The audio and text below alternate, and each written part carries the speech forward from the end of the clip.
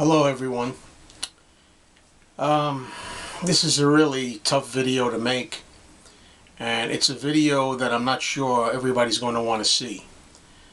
So please keep in mind that if you want to watch this video, it's going to be a sad and depressing account of what I experienced 33 years ago this date, December 8th, 1980, when John Lennon was murdered. And in addition to my recollections of that evening, I also encourage anybody that might like to reflect and talk about their experiences to make a video, or even, that's probably too much to ask, just maybe leave some comments. Yes, you have to bear with me if I get a little sidetracked. Another thing about this video is going to be that I have actual audio tape of radio news coverage of the moment that I learned that John Lennon was dead, and I'll explain to you what I mean. Alright, let me start from the beginning. 33 years ago today, I was 18 years old, and I was a really big Beatles fan and a John Lennon fan. Okay, John Lennon had been out of the music field for a number of years, and he kind of retired as a musician in 1975. It's 1976 when his son Sean was born. And it's funny because that's around 1976 to 77 was just around the time that I was becoming a big John Lennon fan as a solo artist, and there's nothing that I really wanted more than to have John Lennon come out again and make another album, something that he hadn't done in a number of years. And I had a number of friends that were fans of John's, so we all kind of hoped and wished for the same thing. We used to joke around and say, one day it's going to be on the headlines, John Lennon signs contract with, record deal.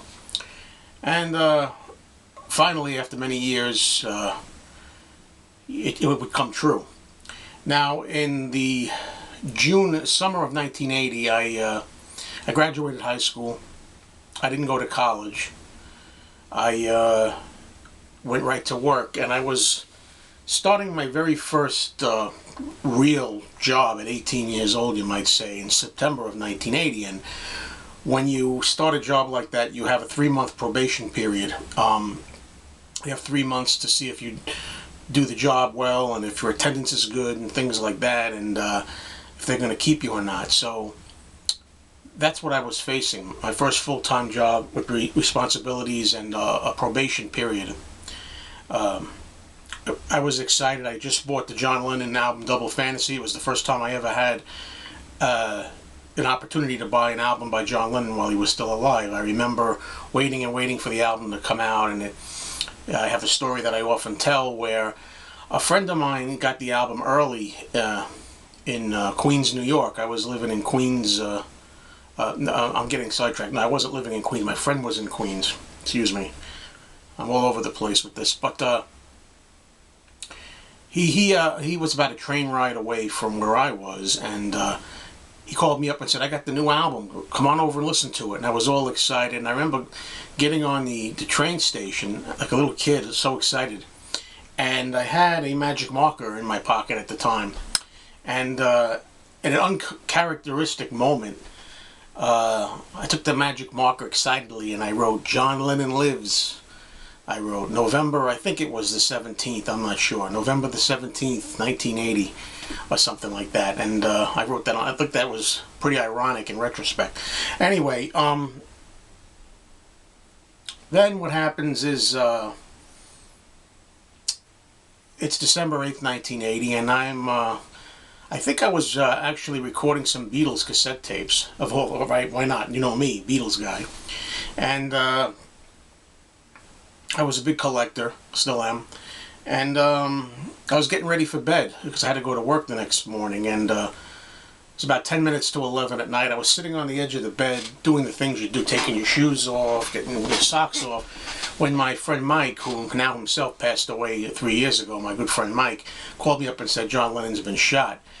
And the crazy thing is that as a fan, I was always into collecting things and always like recapping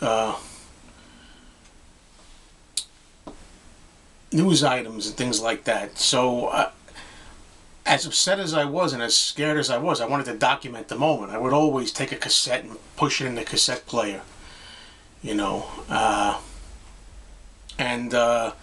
It was weird to hear that John Lennon had been shot. At first we didn't know how serious it was. My friend's like, don't worry about it, pal. He says it could only be, you know, an arm wound, or he got a shot in the leg. You know, then we heard he was shot several times in the chest, and we were hanging on moment by moment. But the crazy thing is, I don't say this to be a sadist or a masochist in any way.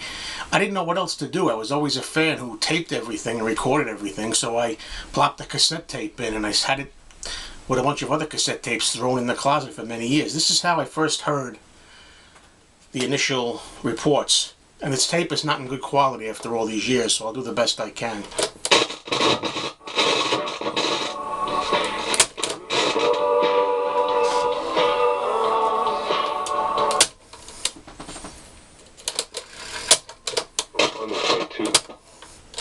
Give me a second.